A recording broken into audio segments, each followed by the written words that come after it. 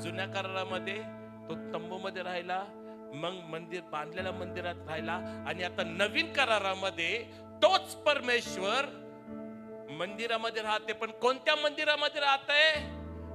तुमच्या शरीरामध्ये. की पहिले कोरिन्थियचा 6वा अध्याय 19 वचनामध्ये बायबलचं वचन सांगतं की तुम्ही देवाचं मंदिर आहात. तुमच्या आतमध्ये पवित्र आत्मा, प्रभू येशू तुमच्या सोबत.